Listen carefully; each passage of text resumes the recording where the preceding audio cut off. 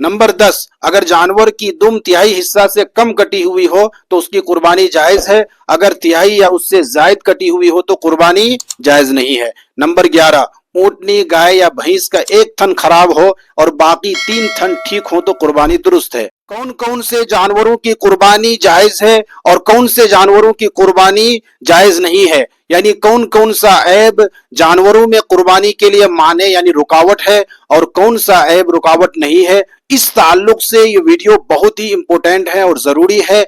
आखिर तक वीडियो को देखें, मुकम्मल देखें और सवाब की नीयत से दूसरों को शेयर भी करें। नंबर 1, काने और अंधे जानवर की कुर्बानी जायज नहीं।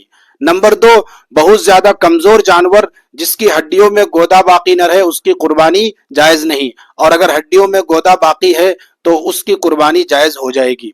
नंबर 3, ऐसा लंगड़ा जानवर जो चलते वक्त पांव जमीन पर बिल्कुल न रख सकता हो उसकी कुर्बानी जायज नहीं, और अगर थोड़ा बहुत भी अपने पैर से सहारा लेकर के चलता हो तो उसकी कुर्बानी हो जाएगी। नंबर 4, अगर किसी जानवर का पांव कट गया हो तो उसकी कुर्बानी जायज नहीं।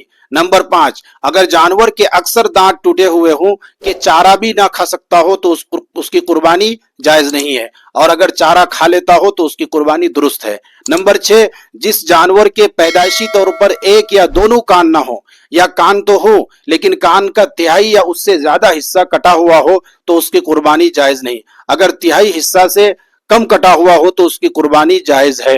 नंबर 7, अगर जानवर के सींग पैदाइशी तौर पर ना हो या हो लेकिन छोटे हो तो उसकी कुर्बानी दुरुस्त है। नंबर 8, अगर जानवर के सींग तो हो लेकिन टूट चुके हों तो अब देखा जाएगा कि सींग अगर जड़ से नहीं उखड़े तो ऐसे जानवर की कुर्बानी जायज है। नंबर 9, अगर सींग जड़ से उखड़ चुके हों कि अंदर का गोदा भी खत्म हो चुका हो तो अब उसकी कुर्बानी जायज नहीं है।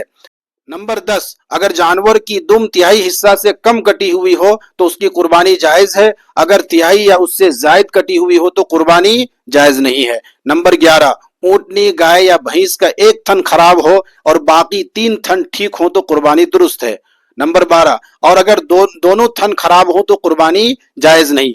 इसी तरह बकरी वगैरह का एक थन खराब हो तो उसकी कुर्बानी भी जायज नहीं। नंबर 13, जिस जानवर की नाक कटी हुई हो तो उसकी कुर्बानी जायज नहीं, अगर रस्सी डालने के लिए सुराख कर दिया हो तो फिर ऐसी सूरत में उसकी कुर्बानी जायज है। नंबर 14, खस्सी जानवर की कुर्बानी जायज ही नहीं बल्कि अफजल है।